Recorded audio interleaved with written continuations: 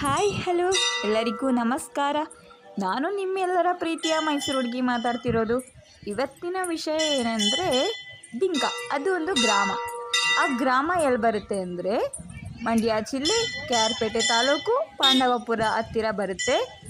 ಅದನ್ನು ನೀವು ಬೇಕಾದ್ರೆ KRSಗೆ ಹೋಗ್ಬಿಟ್ಟು ಅಥವಾ ಹಳ್ಳಿಕಟ್ಟೆಗೆ ಹೋಗ್ಬಿಟ್ಟು ಆಟೋದಲ್ಲೂ ಹೋಗ್ಬೋದು. ನೀವು ದಿಂಕಕ್ಕೆ ಹೋಗಬೇಕು ಅಂತಂದರೆ ಅಲ್ಲಿ ಒಂದು ಬೇಬಿ ಬೆಟ್ಟ ಅಂತ ಬೆಟ್ಟ ಇದೆ. ಅದಕ್ಕೆ ಬೆಳಗ್ಗೆನೇ ಹೋಗಬೇಕು.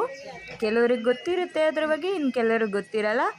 ಬೆಳಗ್ಗೆನೇ ಹೋಗಬೇಕು. ಅಲ್ಲಿ ಒಬ್ಬ ರಾಕ್ಷಸ ಇರ್ತಾನಂತೆ. ಆ ರಾಕ್ಷಸ ತುಂಬ ಕೆಟ್ಟವನಾಗಿರ್ತಾನೆ. ಯಾವ ಥರ ಅಂತಂದರೆ ಮನುಷ್ಯರುಗಳು ಮಾನವ ಕುಲದವ್ರು ಇರ್ತಾರಲ್ಲ ಅವ್ರನ್ನೆಲ್ಲರನ್ನೂ ಮಗು ರೂಪದಲ್ಲಿ ನೋಡೋಕ್ಕೆ ಅಂತ ಹೋದಾಗ ಅವ್ರನ್ನೆಲ್ಲರನ್ನೂ ಹತ್ಯೆ ಮಾಡ್ತಿರ್ತಾನೆ ರಾಕ್ಷಸ. ಆವಾಗ ವಿಷ್ಣು ಪತ್ನಿ ಲಕ್ಷ್ಮಿ ಇದ್ದಾರಲ್ಲ, ಅವರು ದಿಂಕದ ಮಾರಮ್ಮನ ಅವತಾರ ತಗೊಂಡು ರಾಕ್ಷಸನ ಸಾಯಿಸ್ತಾರೆ.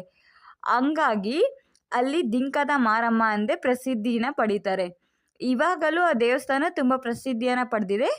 ಅಲ್ಲೆಲ್ಲ ಪೂಜೆನ ಮಾಡಿಸ್ತಾರೆ. ತುಂಬ ರಶ್ ಇರಬೇಕಾದ್ರೆ ಅಥವಾ ತುಂಬ ಕ್ಯೂ ಇದ್ದರೆ ಮಾತ್ರ ಅಲ್ಲಿ ಪಾದರ ಹತ್ರ ಪೂಜೆ ಮಾಡ್ತಾರೆ. ಮಿಕ್ಕಿದ ಟೈಮಲ್ಲೆಲ್ಲ ಪೂಜೆನ ಮಾಡಿಸ್ಬೋದು. ಅಕ್ಕಪಕ್ಕ ಎಲ್ಲ ಪೂಜಾ ಸಾಮಾನೆಲ್ಲ ಮಾರ್ತಾರೆ. ಅಲ್ಲೆಲ್ಲ ನದಿನೂ ಇದೆ. ನಿಮಗೆ ತಡೆ ಹೊಡಿಬೇಕು ಅಂತಂದರೆ ಅದನ್ನು ಬೇಕಾದರೆ ಮಾಡ್ಬೋದು. ಆ ದೇವಸ್ಥಾನ ತುಂಬ ಪ್ರಸಿದ್ಧಿಯಾಗಿರೋದ್ರಿಂದ ಎಲ್ಲರ ಮನಸ್ಥಿತಿನೂ ಒಂದೇ ಥರ ಇರಲ್ಲ ಅಲ್ವಾ. ಅವ್ರವ್ರ ಮನಸ್ಥಿತಿಗೆ ದೇವಸ್ಥಾನಕ್ಕೆ ಹೋದರೆ ಕೆಲವರಿಗೆ ಅದು ಒಳ್ಳೆಯದಾಗುತ್ತೆ ಅಂತ ಏನೋ ಅಂದ್ಕೋತಾರೆ. ಹಂಗಾಗಿ ಎಲ್ಲರೂ ದೇವಸ್ಥಾನಕ್ಕೆ ಹೋಗಿ ಅಲ್ಲಿರೋರ್ಗೆಲ್ಲರಿಗೂ ಗೊತ್ತಿರುತ್ತೆ ಅಂತ ಅನ್ಕೋತೀನಿ.